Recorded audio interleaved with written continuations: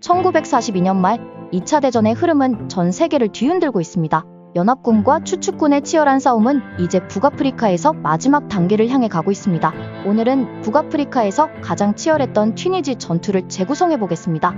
1942년 엘 알라메인 전투에서 승리한 영국은 독일군과 이탈리아군을 추격 중이었고, 미국은 11월 8일 12만 명의 병력으로 비시 프랑스의 북아프리카를 침공합니다.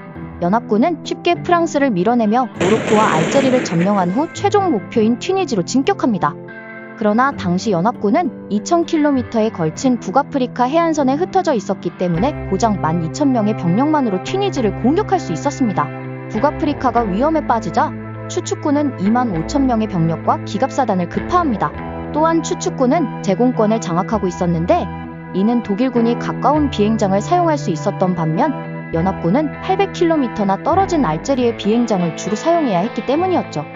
1942년 11월 19일 마자즈 알바브에서 처음으로 추축군과 연합군이 맞붙었고, 튀니지 전역에서 소규모 전투가 벌어집니다. 일주일 뒤 미군 전차 부대가 튀니지 수도 근처의 제데이다를 점령하고 독일 공군 비행장을 습격해 여러 비행기를 파괴합니다.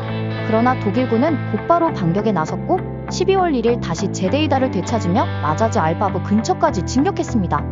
이 시점에서 병력 상황을 살펴보면 추축군은 매일 1,000명 이상의 병력을 보충받아 5만 6천 명의 병력과 160대의 전차를 보유하고 있었습니다.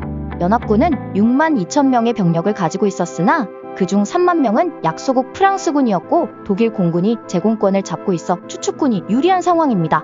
그렇다고 해서 추축군이 즉각 역공을 펼칠 수는 없었고 1943년 1월까지 전선은 변화 없이 팽팽하게 이어집니다. 이때 엘 알라메인 전투에서 패배한 독일군은 롬멜의 지휘하에 리비아를 통과해 후퇴하고 있었습니다. 롬멜의 8만 5천 명의 병력은 튀니지 전역을 지휘하던 한스 위르겐 호나르님의 6만 5천 명의 병력과 2월 14일에 합류했으며, 양진영은 계속해서 병력을 지원받고 있었죠. 추축군 35만 병력과 연합군 50만 명이 모인 튀니지 전선에서 승리자는 과연 누구일까요? 여기서 주목해야 할 점은 이탈리아가 추축국이라는 겁니다. 이탈리아는 주로 자국 해군을 통해 아프리카에 물자를 공급했지만 2년간 절반 이상의 함선을 잃은 이탈리아는 더 이상 힘을 발휘하지 못합니다. 독일은 항공기를 통해 물자를 운송했지만 스탈린그라드 전투처럼 공중보급에는 한계가 있는 법이죠. 이 상황을 누구보다 잘 알고 있던 롬멜은 즉각적인 철수를 주장했으나 히틀러는 이를 받아들이지 않습니다.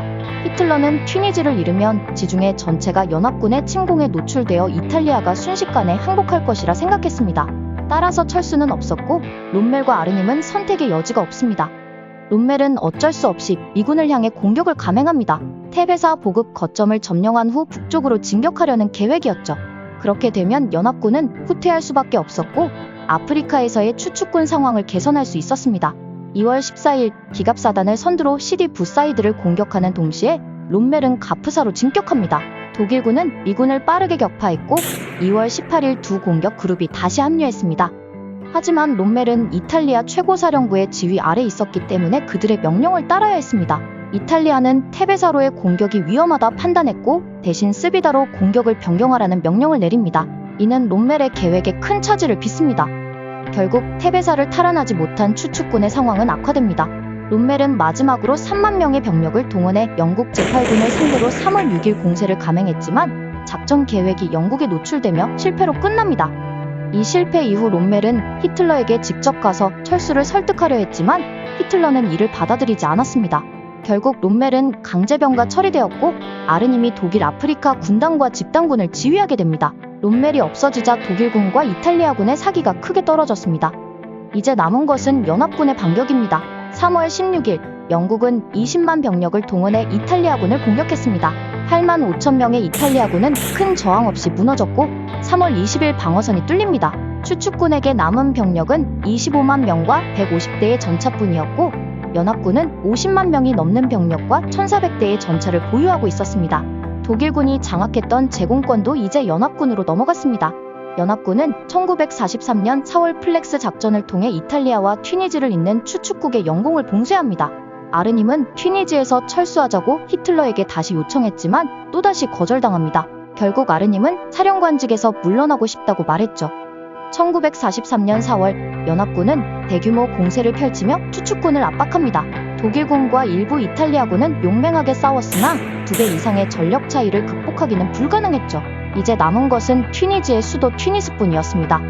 4월 22일 연합군은 팔콘 작전을 개시하며 마지막 쇄기를 박습니다.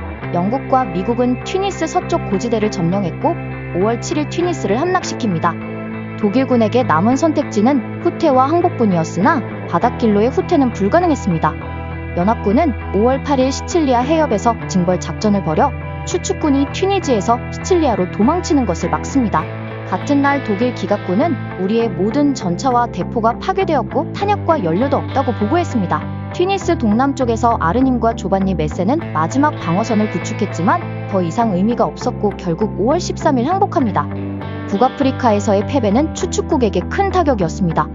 12,000명이 사망하고 5만 명이 부상당했으며 23만 8천 명의 병력이 포로로 잡혔습니다. 이 중에는 독일의 정예군도 포함되어 있었습니다. 또한 2,400대의 독일 항공기가 격추되었으며 이제 독일은 어디에서도 제공권을 잡기 어려워졌습니다. 튀니지 방어를 고집한 것은 2차 세계대전에서 독일이 저지른 가장 큰 실수 중 하나였습니다.